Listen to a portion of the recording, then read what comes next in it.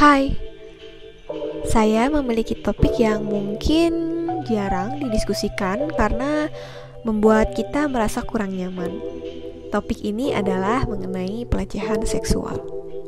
Kali ini izinkan saya untuk bercerita kepada kalian.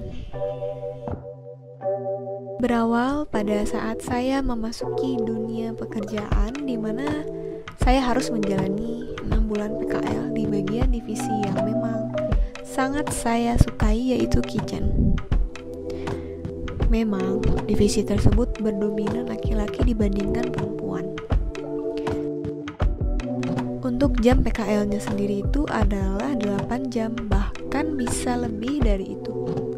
Dan sangat melelahkan sekali bila terdapat event-event besar seperti wedding, birthday party, dan sebagainya. Pada saat memasuki 3 bulan PKL, banyak sekali hal-hal yang membuat saya merasa tidak nyaman di sana. Banyak laki-laki yang umur-umurnya beda-beda mengganggu saya. Mereka suka tiba-tiba hadir dari belakang untuk memeluk, dan hal tersebut membuat saya merasa kaget dan kebingungan. Kejadian seperti itu tidak hanya sekali, sering sekali. Bahkan ada beberapa laki-laki yang menawarkan kepada saya untuk menjadi objek negatif yang bisa mereka manfaatkan. Pada saat itu, reaksi saya sangat kaget dan saya merasa sangat tidak nyaman. Di awal saya merasa kebingungan apa ya yang harus saya lakukan.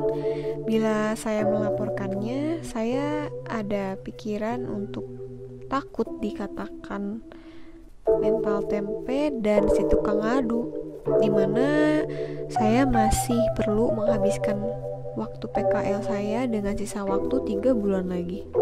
Memang tidak mudah, sehingga pada saat itu saya belum melaporkannya. Namun, karena hal tersebut semakin sering terjadi dan sudah memasuki PKL selama 5 bulan, saya merasa kesabaran saya sudah habis dan saya sudah merasa tidak tahan lagi. Sehingga saya memberanikan diri untuk melaporkannya karena saya tidak ingin ini terjadi terus-menerus kepada anak PKL perempuan lainnya.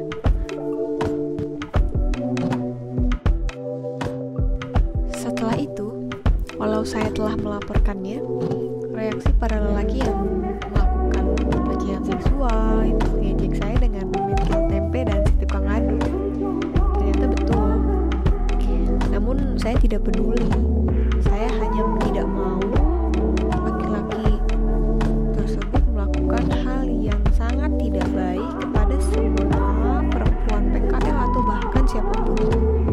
Sejak saat itu, setelah 5 bulan PKL dengan sisa waktu 1 bulan lagi, saya tidak pernah lagi mendapatkan perlakuan-perlakuan yang membuat saya merasa sangat tidak nyaman.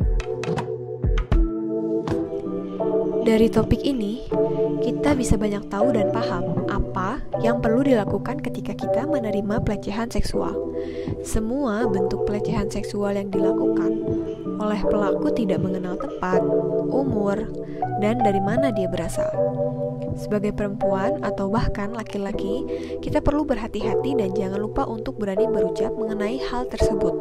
Semoga hal ini akan sangat bermanfaat buat kita ya guys. Terima kasih. Pelecehan seksual adalah perilaku, ucapan, isyarat, atau pendekatan terkait seks yang tidak diinginkan oleh salah satu pihak. Ini termasuk pada catcalling atau godaan-godaan verbal di jalan, permintaan untuk melakukan seks, hingga perilaku lainnya yang secara verbal maupun fisik dan merujuk pada seks. Pelecehan seksual juga dapat mencakup lelucon seksual, komentar yang sugestif atau arogan, ungkapan seksis mengenai pakaian atau tubuh yang bersifat seksual, menyebarkan rumor seksual secara langsung ataupun melalui teks dan online, menyentuh seseorang dengan sengaja secara seksual, serta permintaan pelayanan seksual yang dinyatakan dengan ancaman tidak langsung maupun terbuka. IIOC mendefinisikan 2 jenis pelecehan seksual, Yang pertama adalah quid pro quo, yang berarti satu orang menawarkan tunjangan kerja, misalnya promosi, atau mengancam akan adanya dampak kerja, misalnya kehilangan pekerjaan, dengan imbalan bantuan seksual. Dan yang kedua adalah hostile environment, yang berarti orang tersebut dihadapkan pada lingkungan kerja yang mengintimidasi. Quid pro quo, yang dapat diterjemahkan sebagai this for that, kemungkinan besar terjadi di antara dua orang yang berbeda status. Sementara hostile environment seringkali terdiri dari materi pornografi, bahasa seksual, dan pertunjukan perilaku seksual, lebih mungkin terjadi di antara rekan kerja.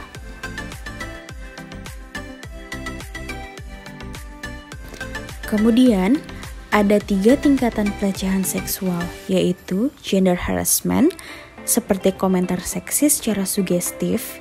Yang kedua adalah unwanted sexual attention, seperti melirik atau mencoba menyentuh. Dan yang ketiga adalah sexual coercion, seperti menyogok dan mengancam individu dengan melibatkan seks atau konsekuensi negatif untuk penolakan berhubungan seks. 2 level pertama adalah contoh dari hostile environment, sedangkan level ketiga mencerminkan pelecehan seksual atau quid pro quo.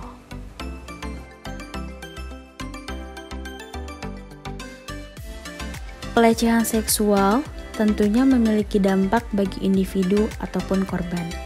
Outcomes of sexual harassment dikaitkan dengan negative job outcomes, increased psychological distress, and poor physical health. Dari segi kualitas kerja, individu yang dilecehkan tidak senang dengan pekerjaan mereka, bahkan menjadi lebih sulit melakukan pekerjaannya, menjadi kurang berkomitmen, dan mungkin memutuskan untuk pergi dan berhenti dari pekerjaan yang mereka lakukan. Dari segi kesehatan, orang yang dilecehkan mengalami tekanan psikologis, seperti kehilangan harga diri, kecemasan, dan depresi, hingga gejala fisik seperti sakit kepala dan masalah gastrointestinal. Bahkan, gangguan makan serta dapat mempengaruhi keyakinan orang tentang dunia dan kemampuan mereka untuk dapat percaya kepada orang lain. Salah satu alasan mengapa masalah pelecehan seksual diremehkan yaitu karena korban tidak selalu membela diri mereka dengan melaporkan kejadian yang mereka alami. Ada beberapa alasan mengapa korban tidak melaporkan, seperti mungkin mereka merasa malu, ketakutan akan imbas pada pekerjaan mereka, terutama dalam situasi di mana pendapat orang lain dianggap begitu penting untuk menjaga nama baik keluarga maupun diri sendiri. Atau mungkin korban merasa takut mereka tidak akan dipercaya dan akan menjadi korban lebih lanjut setelah melaporkan hal tersebut. Jika kalian pernah mengalami hal seperti itu, don't blame yourself. Opini mengenai pelecehan seksual terjadi karena apa yang kita lakukan atau pakaian yang kita kenakan merupakan hal yang keliru dan tidak dapat diterima. Hal pertama yang dapat dilakukan adalah memulai dengan memberitahu orang yang melakukan pelecehan untuk berhenti. Let him or her know that this behavior is not okay. Jangan hanya mengabaikan perilaku tersebut, karena mengabaikan tidak akan membuatnya berhenti. Go speak up, don't freeze up. Lalu, apa yang harus kita lakukan? Yang pertama, berani bertindak tegas dan memberi teguran, mengatakan tidak untuk setiap tindakan berkonotasi seksual. Yang kedua, mampu bertindak asertif dalam menolak tindakan-tindakan yang menjurus pada pelecehan seksual. Yang ketiga, berani melaporkan pelecehan seksual yang terjadi di tempat kerja kepada pihak-pihak yang ditunjuk seperti atasan, supervisor, ataupun HRD.